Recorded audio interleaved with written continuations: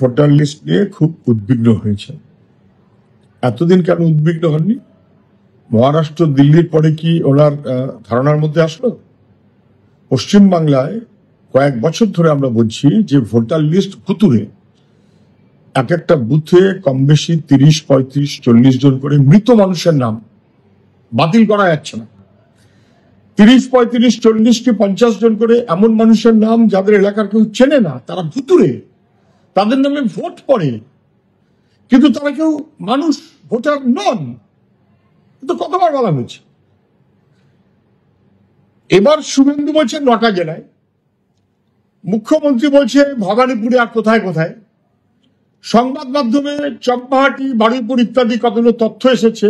তো মুখ্যমন্ত্রী বাকিটা জানতেন না, আর শুভেন্দু ঠিক জানেন যে কোন 9টা জেলায়, নাকি এর মধ্যে যুক্ত? কি করে আর ওরা?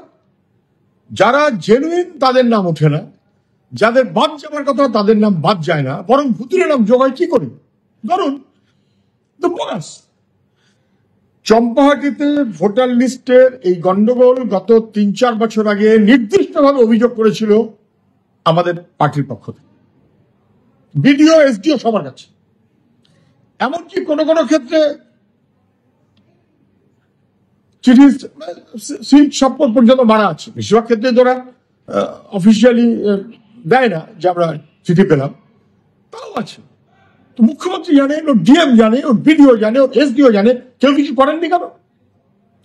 আসলে এতদিন পর্যন্ত ভুতুরে ভোটার মুখ্যমন্ত্রীর পক্ষেই থাকবে না, মুখ্যমন্ত্রী নিশ্চিত ছিলেন, তাই ভুতুরে ভোটার রেখেছেন।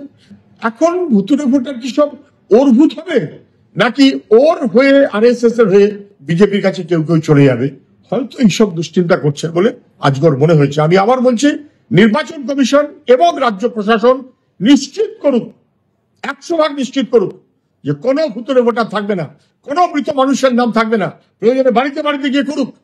এই দাবি বিজেপি তৃণমূল উভয় পক্ষের করা উচিত, এটা করার সাহস ওদের নেই।